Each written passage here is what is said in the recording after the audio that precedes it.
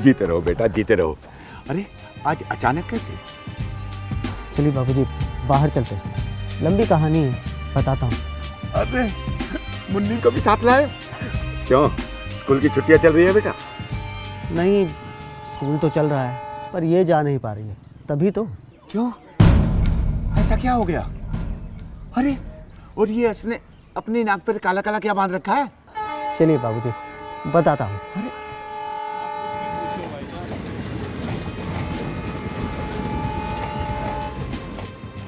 अरे अरे अरे कब से चल रहा है ये सब?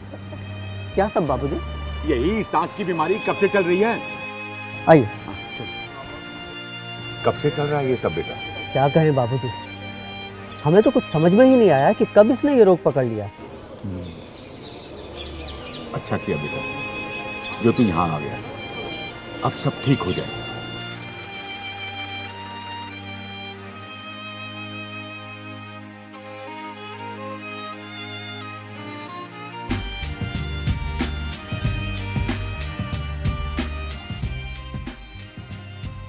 अरे बेटा तुम इसे उतार दो और यहाँ की खुली हवा में सांस लो, यहाँ तुम्हें कोई तकलीफ नहीं होगी। उतारो बेटा। नहीं बाबूजी, ये सारी कालिख और धुआं तभी तो पैदा होता है जब किसान लोग धान की कटाई के बाद धान के बचे हुए अवशेष को खेतों में ही जला देते हैं। नहीं बेटा कुलदीप, हमारा कल्लर माजरी पूरे पटियाला जिले में एकमात्र ऐसा गांव है जहाँ के किसान कभी पराली नहीं जलाते, और इसीलिए यहाँ की आबो हवा एकदम साफ है।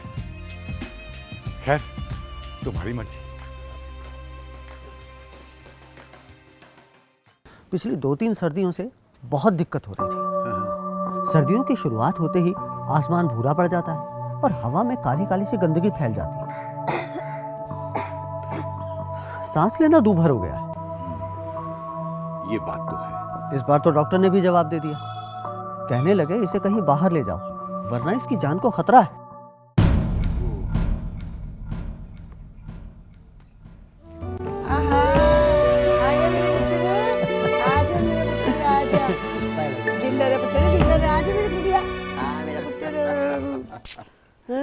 ठीक ठाक पहुंच गए हैं?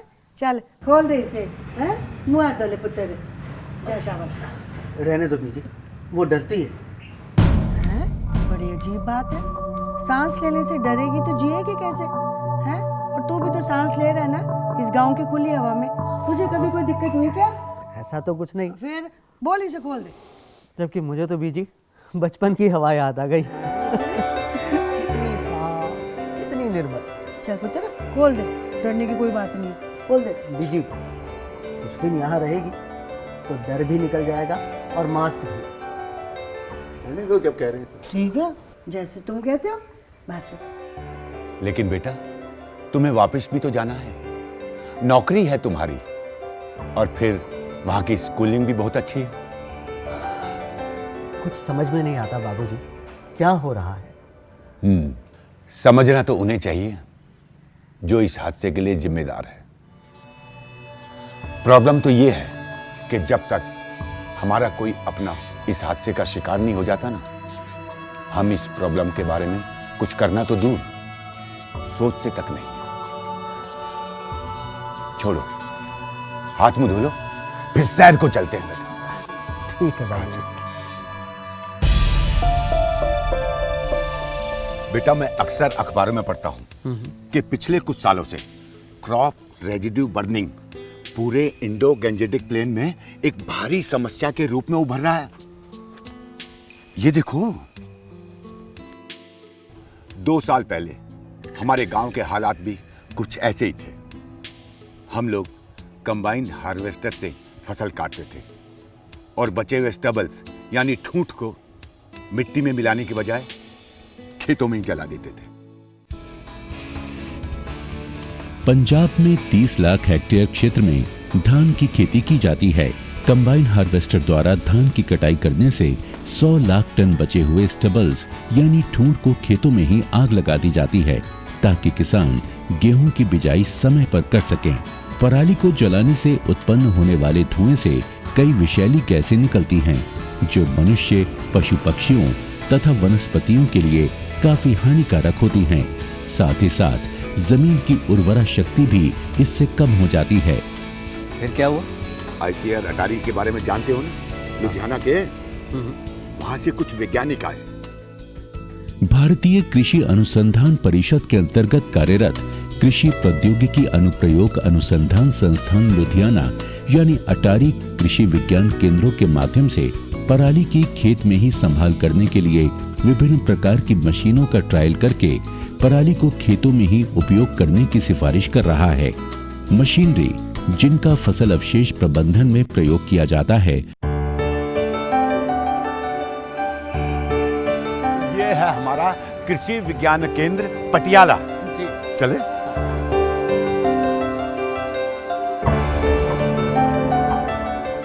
आजकल फसल अवशेष प्रबंधन के बहुत सारे इनोवेटिव टूल्स उपलब्ध हैं, जिनके इस्तेमाल से हम बहुत ही आसानी से इन समस्याओं से छुटकारा पा सकते हैं। पर बाबूजी, इन मशीनों का खर्चा तो होगा, किसान इतना पैसा कहाँ से लाएगा? बेटा, सबके फायदे में ही अपना फायदा है। अगर समझेंगे तो खर्च भी करेंगे। बेटा, सरकार भी तो मदद कर रही है इन मशीनों की खरीदारी के लिए। अच्छा। हाँ, केंद्र सरकार, राज्य सरकार सब्सिडी दे रही है। किसान और किसान समुदाय को बहुत ही कम किराए पर ये मशीनें कस्टम हायरिंग सेंटर पर उपलब्ध हैं। अच्छा। अब जब इतना सब कुछ उपलब्ध है तो किसान क्यों ना करे इस्तेमाल? सो तो है। आओ चल दे। फसल अवशेषों के प्रबंधन के लिए केंद्रीय और राज्य सरकार द्वारा किसानों की खरीद के लिए इन उपकरणों पर 50% अनुदान उपलब्ध कराया जा रहा है। साथ ही में किसान समुदायों द्वारा कस्टम हायरिंग सेंटर खोलने के लिए भी 80% अनुदान की व्यवस्था की गई है। कंबाइन हार्वेस्टर मशीन के पीछे एसएमएस यंत्र यानी स्ट्रॉ मैनेजमेंट सिस्टम को लगाकर धान की कटाई की जाती है। ये यंत्र धान की पराली को छोटे छोटे टुकड़ों में काटकर एक साथ खेत में बिखेर देता है, जिससे हैप्पी सीडर के काम करने की क्षमता लगभग 20% बढ़ जाती है। सुपर एसएमएस यंत्र अब कानूनी रूप से अनिवार्य कर दिया गया है। कंबाइन कम सुपर एसएमएस से कटे धान के खेतों में हैप्पी सीडर द्वारा पराली को बिना खेत जोते गेहूं की सीधी बुआई की जाती है। एसएमएस द्वारा कटे पराली के छोटे छोटे टुकड़े मल्च के रूप में खेत में बिखर जाते हैं, जिससे खेत में नमी ज्यादा समय तक बनी रहती है और गेहूं की फसल में कम सिंचाई की आवश्यकता पड़ती है। साथ ही खरपतवार भी कम पैदा होता है। मल्चर अथवा चॉपर फसल अवशेष धान की पराली को काटकर छोटे छोटे टुकड़े करता है, जिससे ठूंठ जलाने नहीं पड़ते। एक और उपयुक्त मशीन है स्ट्रॉ कटर या स्प्रेडर, जिसे श्रब मास्टर के नाम से भी जाना जाता है। इसके इस्तेमाल से पुआल को काटकर खेत में एक सार बिछा दिया जाता है। रिवर्सिबल प्लाव या उल्टा हल द्वारा फसल अवशेष को गहरी जुताई करके मिट्टी में अच्छी तरह दबा दिया जाता है। तत्पश्चात रोटावेटर की मदद से खेत को समतल कर दिया जाता है। आईसीएआर अटारी द्वारा कृषि विज्ञान केंद्रों के माध्यम से फसल अवशेष प्रबंधन की तकनीकों को किसानों से अवगत कराने के लिए 25 ऐसे मॉडल गांव एवं किसानों को तैयार किया गया। इनमें से एक ऐसा ही मॉडल गांव है भटिंडा जिले का किल्ली निहाल सिंह वाली। इस गांव में कुल कृषि योग्य जमीन है 810 एकड़, जिसमें से 755 एकड़ में धान बोया जाता है। अटारी लुधियाना के संयोजन से कृषि विज्ञान केंद्र भटिंडा द्वारा हैप्पी सीडर, स्ट्रॉ कटर या स्प्रेडर के साथ साथ बेलर टेक्नोलॉजी के प्रदर्शन किसानों को दिखाए गए, जिससे किसानों पर सकारात्मक प्रभाव पड़ा। अब यहाँ के किसान इन तकनीकों के माध्यम से फसल अवशेष प्रबंधन कर गेहूं की तुरंत बुआई करते हैं। अब तक कुल 125 हेक्टेयर में धान के अवशेषों को जलाए बिना गेहूं की तुरंत बुआई की जा चुकी है। कृषि विज्ञान केंद्र ने साडा पिंड ਅੱਗ ਤੋਂ ਰਹਿਤ ਕਰਨ ਵਾਸਤੇ ਹੈਪੀ ਸੀਡਰ ਦੀ ਇੱਥੇ ਅਡਾਪਟ ਕੀਤਾ ਹੈ, ਜਿਹਦਾ ਕਿ ਬਹੁਤ ਵਧੀਆ ਰੁਝਾਨ ਮਿਲ ਰਿਹਾ ਹੈ। ਸਾਡੇ ਪਿੰਡ 'ਚ ਤੋਂ ਪਹਿਲਾਂ 60 ਏਕੜ ਦੀ ਬਿਜਾਈ ਹੋ ਚੁੱਕੀ ਹੈ ਤੇ ਜਿਵੇਂ ਜਿਵੇਂ ਵਾਹਣ ਖਾਲੀ ਹੋ ਰਹੇ ਨੇ, ਲੋਕੀ ਉਸ ਤਰ੍ਹਾਂ ਆਪਦੀ ਤਿਆਰੀ ਕਰਕੇ ਉਸ ਨੂੰ ਅੱਗੇ ਬੀਜ ਰਹੇ ਨੇ। ਪਿਛਲੇ ਸਾਲ ਹੈਪੀ ਸੀਡਰ ਨਾਲ ਕਣਕ ਦੀ ਬਿਜਾਈ ਹੋਈ ਸੀ, ਜਿਸ ਦਾ ਰਿਜ਼ਲਟ ਬਹੁਤ ਵਧੀਆ ਆਇਆ ਹੋਇਆ ਸੀ। ਸਾਡੇ ਪਿੰਡ ਨੂੰ KVK ਬਠਿੰਡਾ ਨੇ ਹੈਪੀ ਸੀਡਰ ਮੁਹੱਈਆ ਕਰਾਇਆ ਹੈ, ਜਿਸ ਦੇ ਨਾਲ ਜਿਹੜੇ ਵੀ ਕਿਸਾਨ ਨੂੰ ਲੋੜ ਹੈ ਉਹ ਲੈ ਕੇ ਕਣਕ ਦੀ ਬਿਜਾਈ ਕਰ ਰਹੇ ਹਨ। ਜਿਹਦਾ ਬਹੁਤ ਵਧੀਆ ਝਾੜ ਨਿਕਲਿਆ। ਇਹਦੇ ਨਾਲ ਸਮੇਂ ਦੀ ਬਚਤ ਵੀ ਹੁੰਦੀ ਹੈ, ਡੀਜ਼ਲ ਦੀ ਬਚਤ ਵੀ ਹੁੰਦੀ ਹੈ। ਇਸ ਨਾਲ ਪਾਣੀ ਦੀ ਬਚਤ ਬਹੁਤ ਹੁੰਦੀ ਹੈ, ਜ਼ਮੀਨ ਦੀ ਉਪਜਾਊ ਸ਼ਕਤੀ ਵੱਧਦੀ ਹੈ, ਆਪਣੇ ਮਿੱਤਰ ਕੀੜੇ ਨਹੀਂ ਮਰਦੇ। ਇਸ ਨਾਲ ਹੋਰ ਬਹੁਤ ਸਾਰੇ ਫਾਇਦੇ ਹਨ, ਜੋ ਕਿ ਆਪਣੇ ਸਾਹ ਲੈਣ ਵਿੱਚ ਦਿੱਕਤ ਆਉਂਦੀ ਹੈ, ਉਧਰ ਪ੍ਰਦੂਸ਼ਣ ਨਹੀਂ ਹੋਊਗਾ, ਸਾਰਿਆਂ ਨੂੰ ਫਾਇਦਾ ਗਾ। ਮੇਰੀ ਸਾਰੇ ਵੀਰਾਂ ਨੂੰ ਬੇਨਤੀ ਹੈ ਵੀ ਹੈਪੀ ਸੀਡਰ ਨਾਲ ਹੀ ਬਿਜਾਈ ਕਰੋ। KVK फरीदकोट के वैज्ञानिकों ने पिंडी बलोचन गांव में zero till seed cum fertilizer drill का प्रदर्शन किया। ये बहुत ही कारगर मशीन है। इस मशीन से बिना खेत जुताई गेहूं की सीधी बुआई की जा सकती है। बुआई का ये तरीका बीज के बेहतर अंकुरण में भी मदद करता है, जिससे फसल स्वस्थ और उत्पादकता में भी बढ़ोतरी होती है। पंजाब के संगरूर जिले के मर्दखेड़ा गांव में 475 हेक्टेयर क्षेत्र में धान एवं गेहूं की फसलें ली जाती हैं। कुछ वर्ष पहले तक यहां धान के फसल अवशेष खेतों में ही पूरी तरह से जला दिए जाते थे। आज अटारी लुधियाना के संज्ञान उपरांत 343 हेक्टेयर क्षेत्र में हैप्पी सीडर द्वारा गेहूं, चना व सरसों की बिजाई की जा चुकी है एवं 132 हेक्टेयर क्षेत्र में रिवर्सिबल प्लाव, डिस्क प्लाव एवं रोटावेटर द्वारा अन्य फसलों का फसल अवशेष प्रबंधन किया जा रहा है। पंजाब के कपूरथला के एक अन्य मॉडल गांव बोलपुर में कुल कृषि योग्य भूमि है 240 हेक्टेयर। यहां धान गेहूं के अंश का कुल क्षेत्र है लगभग 96 हेक्टेयर। यहां की मुख्य फसल आलू है। यहां के ज्यादातर किसानों द्वारा रिवर्सिबल प्लाव, डिस्क प्लाव एवं रोटावेटर इत्यादि के इस्तेमाल से धान की पुआल को जमीन में मिलाकर आलू की बिजाई की जा रही है। इससे फसल की उपज और गुणवत्ता दोनों में बढ़ोतरी देखी जा रही है। आज जिन्ने भी खेती करते हैं आलू की सारा झोने की पराली जी है उन्होंने विच वाह रहे हैं। ਤੁਹਾਡੇ ਸਾਹਮਣੇ ਮਲਚਰ ਵੀ ਚੱਲਦਾ ਹੈਗਾ, ਉਲਟਾਵਾ ਚੱਲਦਾ ਹੈਗਾ, ਰੋਟਾਵੇਟਰ ਚੱਲਦਾ, ਤਵੀਆਂ ਸਭ ਕੁਝ ਚੱਲਦਾ ਹੈਗਾ। ਇਹਦੇ ਕਰਕੇ ਸਾਨੂੰ मतलब ਜਿਹੜੀ ਹੈਗੀ ਆ ਉਹਨੂੰ ਸਾਡੇ ਨਾਲ ਲੋੜ ਨਹੀਂ ਪੈਂਦੀ। मोगा जिले के एक मॉडल गांव खोसा पावदो में धान की फसल अवशेषों को बिना जलाए गेहूं की सीधी बिजाई के साथ साथ बैलेट टेक्नोलॉजी के द्वारा धान की फसल अवशेषों का बखूबी प्रबंधन किया जा रहा है। यहां के किसानों ने इस टेक्नोलॉजी को हाथों हाथ लेकर अटारी लुधियाना के प्रयासों को एक नया आयाम दिया है। पिछले कुछ सालों से पटियाला के कल्लर माजरी गांव में पटियाला KVK द्वारा जीरो रेसिड्यू प्रबंधन पर कई सारे प्रदर्शन किए गए। यहां के किसानों ने पूरे कल्लर माजरी गांव में कंबाइन के पीछे सुपर SMS लगाकर कटाई उपरांत खेतों में हैप्पी सीडर द्वारा गेहूं की फसल की सीधी बुआई करके एक नई मिसाल कायम की। मैं पिछले 5 सालों तो हैप्पी सीडर की बिजाई कर रहा। मैनू KVK पटियाला ने हैप्पी सीडर की बिजाई ਲਈ ਪ੍ਰੇਰਿਆ ਸੀ ਤੇ ਹੁਣ ਸਾਡੇ ਪਿੰਡ ਦੇ ਇਸ ਹੈਪੀ ਸੀਡਿੰਗ ਨੂੰ ਤਰਜੀਹ ਦਿੰਦੇ ਹਨ। ਇਹਦੇ ਹੈਪੀ ਸੀਡਰ ਦੀ ਬਿਜਾਈ ਨਾਲ ਨਦੀਨ ਵੀ ਘੱਟ ਹੁੰਦੇ ਨੇ, ਪਾਣੀ ਦੀ ਵੀ ਘੱਟ ਲਾਗਤ ਹੈ, ਖਰਚਾ ਵੀ ਘੱਟ ਨੇ ਤੇ ਕਣਕ ਢਹਿੰਦੀ ਵੀ ਨਹੀਂ। अपने चारों तरफ देखो, फर्क अपने आप दिख जाएगा। जीरो रेजिड्यू बर्निंग के लिए जाने जाने वाले 25 गांवों में एक गांव हमारा भी है, कल्लर माजरी। कृषि विज्ञान केंद्र तरन तारण द्वारा बूहवेलिया गांव में फसल अवशेष प्रबंधन पर ढेरों प्रदर्शन आयोजित किए गए। इसी से प्रेरित होकर बूहवेलिया के सरदार गुरबचन सिंह जी ने भी फसल अवशेष की तकनीक के प्रयोग द्वारा गेहूं, आलू और मटर आदि की बिजाई करने के साथ साथ गांव के अन्य किसानों को भी इस तरह के संरक्षण की तकनीक अपनाने की सलाह दी। आज तरन तारण जिले के 92% क्षेत्र में हैप्पी सीडर द्वारा बुआई की जा चुकी है। हमारे देश के माननीय प्रधानमंत्री जी द्वारा अपने लोकप्रिय कार्यक्रम मन की बात में पंजाब के तरन तारण गांव के सरदार गुरबचन सिंह जी और पटियाला जिले के कल्लर माजरी के किसानों की तारीफ करते हुए उन्होंने पराली में आग लगाने वाले किसानों को उन्हीं की राह पर चलने की गुजारिश की। से पहले गुरबचन जी ने दुल्हन के माता पिता से कहा था कि आप मुझे वचन दीजिए कि अब आप खेत में पराली नहीं जलाएंगे।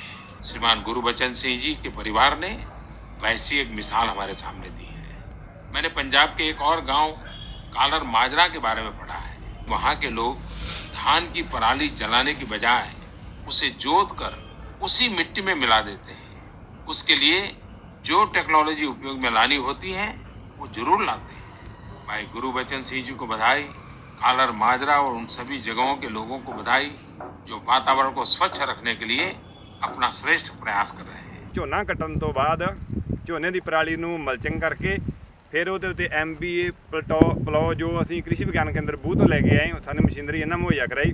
ਉਹਦੇ ਨਾਲ ਅਸੀਂ ਜ਼ਮੀਨ ਨੂੰ ਪਲਟਾ ਕੇ ਉੱਪਰ ਰੋਟਾਵੇਟਰ ਨਾਲ ਪੈਲੀ ਨੂੰ ਵਾਹ ਕੇ ਸੁਹਾਗਾ ਦੇ ਕੇ ਤੇ ਅਸੀਂ ਮਟਰਾਂ ਦੀ ਬਿਜਾਈ ਕੀਤੀ ਆ, ਜੋ ਸਾਨੂੰ ਪਹਿਲੇ ਬੀਜਿਆ ਮਟਰਾਂ ਦੇ ਨਾਲੋਂ, ਲੋਕਾਂ ਦੇ ਬੀਜਿਆ ਮਟਰਾਂ ਦੇ ਨਾਲੋਂ ਸਾਨੂੰ ਬਹੁਤ ਵਧੀਆ ਲੱਗਦੀ। ਭਾਵੇਂ ਸਾਡੀ ਮਟਰਾਂ ਦੀ ਖੇਤੀ ਜਿਹੜੀ ਸਾਡੇ ਵਾਸਤੇ ਨਵੀਂ ਹੈ, ਫਿਰ ਵੀ ਅਸੀਂ ਇਹ ਹਵਾ, ਪਾਣੀ ਤੇ ਧਰਤੀ ਨੂੰ ਬਚਾਉਣ ਦੇ ਉਦੇਸ਼ ਨੂੰ ਇਸ ਲੈਵਲ ਤੇ ਵੀ ਲੈ ਕੇ ਸੰਤੁਸ਼ਟ ਹਾਂ।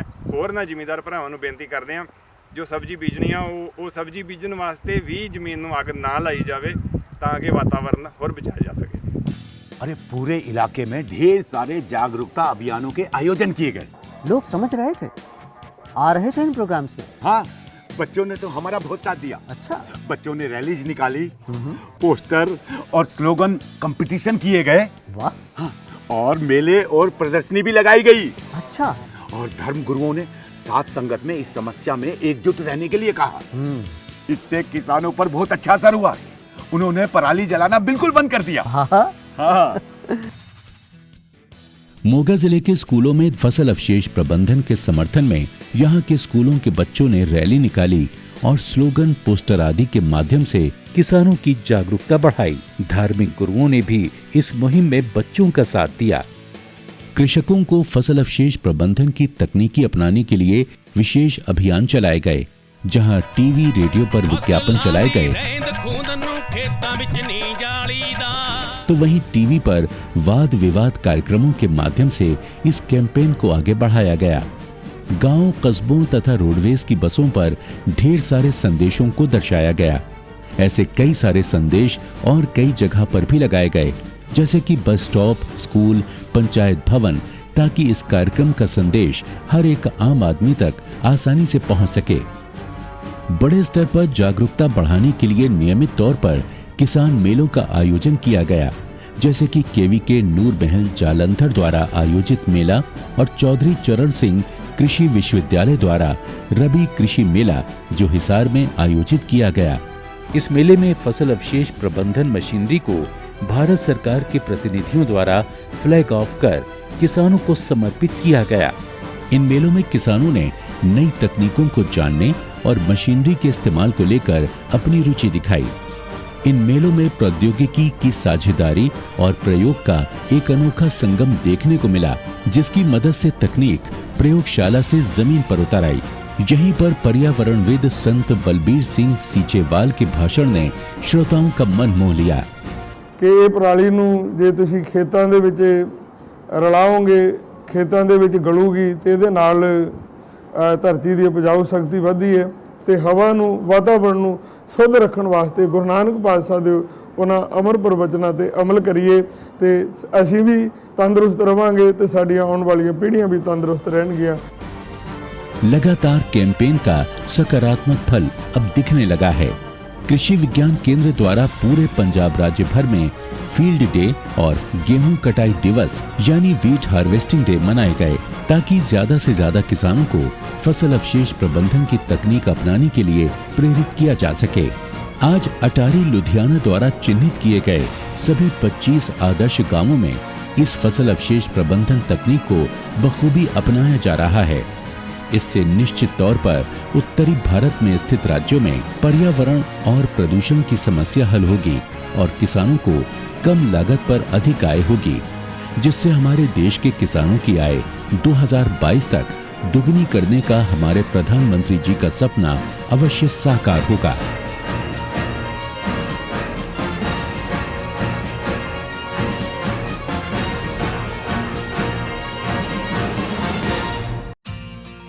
अरे ये हुई ना बात, ऐसा लगता है जैसे बदली से चांद निकल आया हो।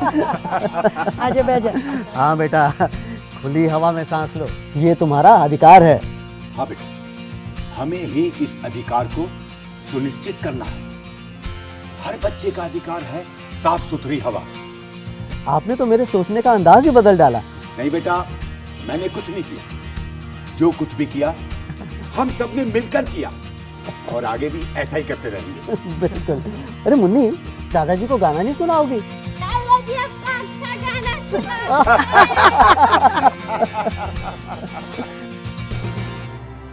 थोड़ा सा आसमां, थोड़ा सा आसमां, थोड़ा सा आसमां, हर कोई ढूंढता है थोड़ा सा आसमां, जहां भर की खुशियां हमको पाना है यहाँ।